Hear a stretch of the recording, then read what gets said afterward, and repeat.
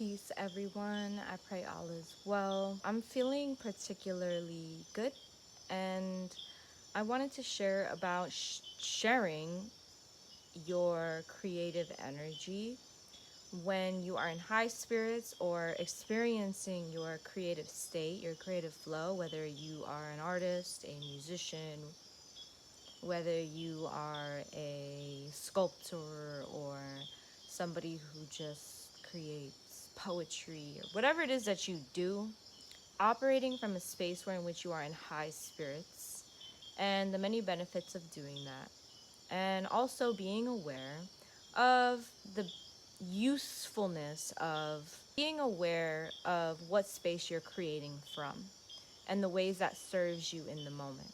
So perhaps you are creating a work of art or you're getting into that flow state from a space where in which you are in high spirits, right? So you can utilize this energy to magnetize your desires or your life experience. You can utilize this energy to create a even more fruitful result in whatever it is that you're doing, or something that's more of quality or of a certain kind of quality, right? Or you can create from a space where in which you feel less than shitty, right? You feel real low, you're not feeling so hot, and you can work in this space as to help you to process emotions that you're going through. For example, when I paint, sometimes I am painting because I need to work through certain emotions, because I am going through something in life that is a hardship.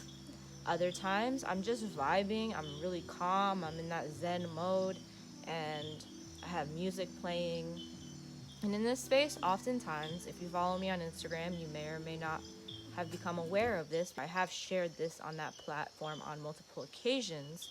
And that is that when I paint, sometimes I get these moments where I am in that flow state. I'm just vibing. I'm not necessarily processing any emotions, but I have very intense experiences where I perceive certain things that are so, maybe it's physical. Sometimes it could be physical pain, like very intense physical pain. Or it could be like a sensation, a euphoric sensation. Other times it's like a thought, kind of a piece of information that flows through my awareness that I am extremely confused about, that I am just questioning it. I'm like, that I don't even understand how I could have conjured up that thought, right? And so this is just something that happens when I get into this kind of a flow state. All that to say that you can utilize your artistic state, your flow, your creative state, in order to help you navigate your emotional guidance system, in order to help you become aware of when is an appropriate time to create, or how it is you could go about processing a particular emotion. Now, personally, I am a complete nerd. I've always been this way for quite some time. And so I would learn things that were a little bit more intensive, right? I had to learn a lot of information. I had to memorize a lot of different things with the path that I was going down in the academic world. And so, in order for me to feel okay with that within my spirit, because there was a little bit of discord, there was a little bit of a contrast to the ways in which I was used to expressing myself and the ways that I was required to experience my studies. And so I started to fuse my artistic and creative flow with the ways in which I was studying and memorizing, let's say, all of the little indentations within every bone and all the different portions of the skeletal system, right? Or the muscular system and the bodily mechanics of how these things worked. So I would take my notebooks, and if you were to take a look into the many notebooks that I still have, that I have this weird attachment to, I don't know, I haven't gotten rid of them yet. I feel like there's maybe something still of service there, or I think I just like it because of the effort that I put into it, the work that I put into this, the care that I put into this. You will see that it is infused with art. I have used color pencils, I have used watercolors to paint things out, draw things out, label things out, color code them, right? And I had so much fun with this. I would memorize things with the most random, I would draw a picture and memorize something that's not at all related to this picture through this image. This is a way that you can support yourself in something that is less enjoyable.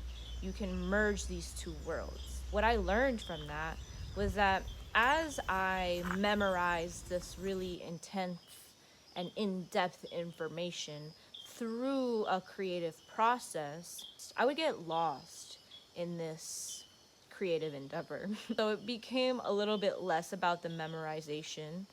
Although the work did get done, the memorization did happen, I would realize certain things. I would perceive certain energies within that information that I was memorizing through the creative process.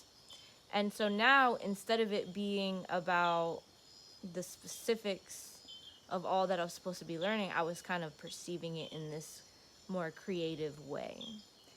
And that kind of made things difficult for me because I saw certain things that didn't go together.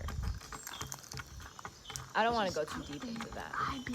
Creativity is a very powerful way to help guide you through your hardships, to help guide you through your life experience. You might be a very high vibration, you might be at a very low vibration, you might be all over the place, right? You might have what people call bipolar disorder. If you are a highly sensitive individual, then you're going to naturally respond to the environment. And so if there's disharmonious energies around you while you are in a high vibrational state, especially if you're in a high vibrational state, especially if you're in a low vibrational state and you're more vulnerable to these things, you're going to be reacting and responding naturally to the environment. This is something that we all are experiencing, right? You come through the womb and you have this sensory experience. This is natural. Some people are more sensitive than others. Some people are born with a certain level of sensitivity and are nurtured within that, or are nurturing that throughout their life experience intentionally. Others are not celebrated in that gift, and that sensitivity is beaten out of them in one way or another, right? And so to be aware of your sensitivity, to be aware of the ways in which you wish to experience this sensory world, and to be assured, I'm assuring you, that if you are a highly sensitive person, or if you wish to heighten your sensitivity, or to utilize your sensitivity in ways that will help you flourish, in ways that will help you maintain a healthy state of mind, there are so many ways that you can help yourself in this respect. There are so many tools and aspects that you can look into that will allow for you to have a more seamless life experience, a more effortless flow, where in which you are tackling difficult things, you are addressing more serious things in such a way where these awarenesses, these creative flow states are supporting you and exponentially increasing your level of mental health, your state of wellness. So I very much appreciate you guys for listening. If you would like, go into the description links. I'm going to do my best to put links in the description that will really reflect that which is I am sharing with you in this video. So have a beautiful night. I celebrate you and your sensitivity.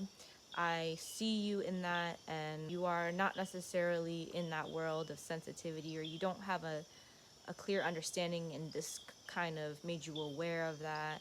Just know that you're supported, you're loved, it's all good, we're learning, and you got this. Just be aware.